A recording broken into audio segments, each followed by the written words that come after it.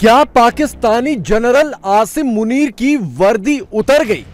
क्या मुनीर पाकिस्तान का chief of defence forces नहीं बन पाया? सबूत के तौर पर पाकिस्तान से एक तस्वीर तो आ गई।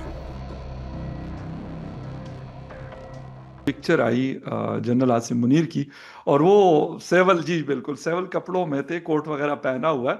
तो मेरे लिए बड़ा हैरान कौन था। मैंने कहा मतलब ये तो बगैर यूनिफॉर्म के नजर नहीं आते।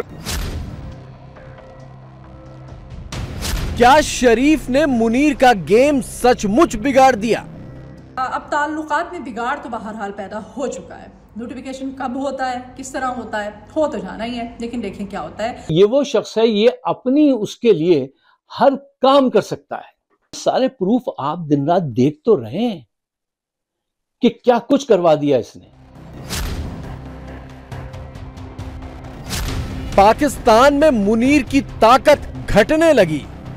जब भी कोई जर्नैल एक्सटेंशन ले लेता है ना, तो वो ताकतवर नहीं रहता। तो आसिम मुनीर साहब की ताकत, अगर उनको दोबारा से नोटिफिकेशन मिल भी जाता है तो उनकी ताकत अब कम होगी, ज्यादा नहीं होगी। कि जी ओहदे पे ओहदा लेने वाले एक इस्तिस्ना दिए गए शख्स को कुछ कहा ना जाए कि जी उनकी इज्जत माब की जो है वो गुस्ताखी हो जाती है, तो इस तरह नहीं होता।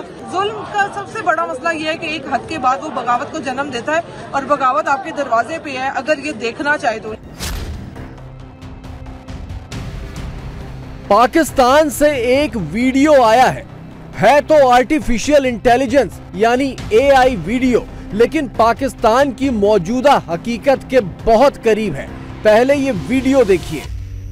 नोटिफिकेशन कहाँ है? नोटिफिकेशन कहाँ है? नोटिफिकेशन कहाँ है? चीफ ऑफ डिफेंस फोर्सेस की पोस्ट के नोटिफिकेशन का इंतजार मुनीर को इतना भारी पड़ गया कि उसने बौखलाहट में वर्दी ही उतार दी। रावलपिंडी के अपने दफ्तर में बैठा तो जरूर, मिस्र के विदेश मंत्री के साथ मुलाकात भी की, लेकिन सादे कपड़ों में। सरकारी काम के दौरान बिना यूनिफॉर्म के मुनीर को पाकिस्तानियों ने पहली बार देखा तो चटखारे ले लेकर किस्से सुनाने लगे। आसिम मुनीर 28 नवंबर की आधी रात को आर्मी चीफ की पोस्ट से रिटायर हो गया।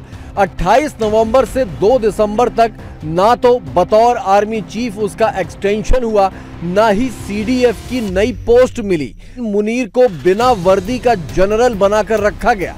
मतलब साफ है कि नवाज शरीफ ने मुनीर की अकड़ और ताकत दोनों का कांटा झुका दिया। शहबाज शरीफ 1 दिसंबर रात को लंदन से लौटे। उन्हें लैंड तो इस्लामाबाद में करना था, लेकिन ऐन मौके पर उनकी लैंडिंग इस्लामाबाद की बजाय लाहौर कर दी गई, जहां नवाज शरीफ और मरियम नवाज पहले से मौजूद थे। यानी पाकिस्तान वापसी के बावजूद शहबाज शरीफ 2 दिसंबर को दिन भर अपने दफ्तर नहीं गए और मुनीर के नोटिफिकेशन पर साइन भी नहीं किया।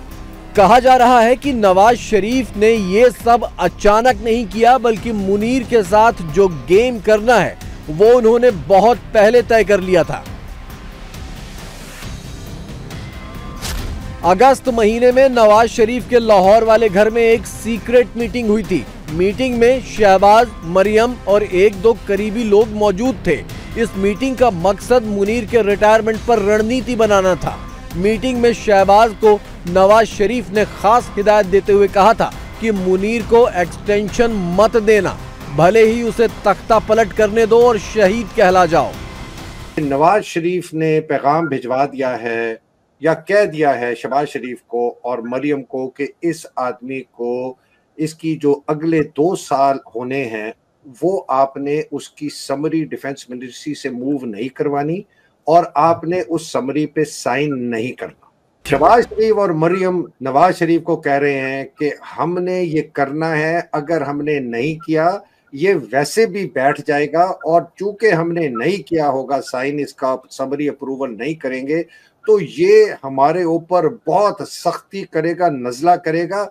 बेहतर ये है कि इस वक्त इसकी हम ये कर दें और फिर देखते हैं कि आगे क्या हुआ। तो नवाज शरीफ का जवाब बड़ा इंटरेस्टिंग है सर, ये मैं आपको अंदर के, उसने कहा मारे तो आप वैसे भी जाएंगे तो शहीद होके मारे जाओ कि तुम इसको ना करो, फिर हम जो है बाद में निपटेंगे कि क्या होगा। तो आपने नहीं करना। अगस्त में जो तय हुआ था, दिसंबर में ठीक वही सब हुआ।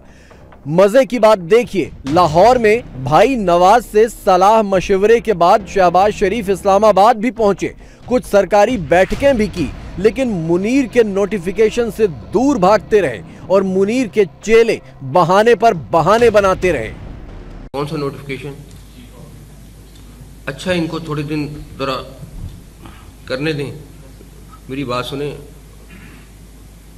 एक कॉन्स्टिट्यूशन में चीज़ हुई है, ये एक नया इदारा बन रहा है, इनका है कि एक बटन दबाव हो जाए, ऐसे होता नहीं है। अगर किसी एक नई पूरा सिस्टम बनना है, उसमें दिन लगते हैं, घंटे लगते हैं। वो ये तो नहीं है बटन दबाएंगे तो कॉन्स्टिट्यूशन में आ गया चीज़।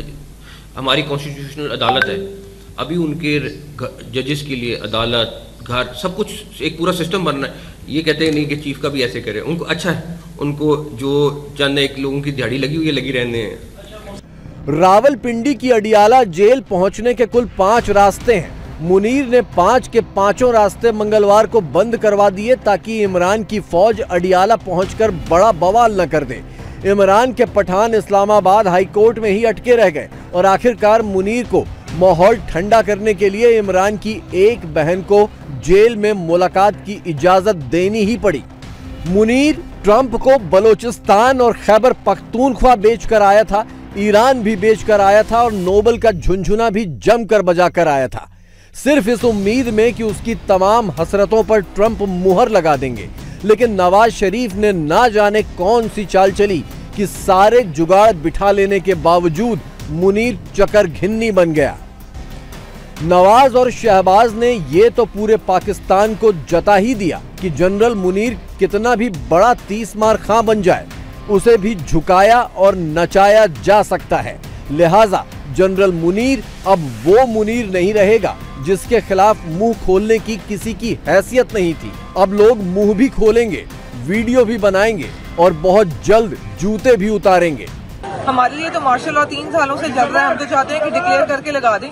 इस तरह के चौंचलेबाजियों से तो बेहतर है कि आपने जमहूरियत का नंगा नाच ड्रामेबाजी के लिए ना इस्तेमाल करें। आप कहें कि जी मार्शल लॉ, हमें भी कबूल होगा कि जी अब एक बादशाह सलामत मौजूद है और उनका ड्रामा चलना है। लेकिन अगर इस तरह जमहूरियत का आपने राग अलापना है तो फिर तो आवाम बार बार आएगी, अपने हक के लिए आएगी। और आप चाहते हैं कि जी ओहदे पे ओहदा लेने वाले एक इस्तिस्ना दिए गए शख्स को कुछ कहा ना जाए कि जी उनकी इज्जत माब की जो है वो गुस्ताखी हो जाती है, तो इस तरह नहीं होता।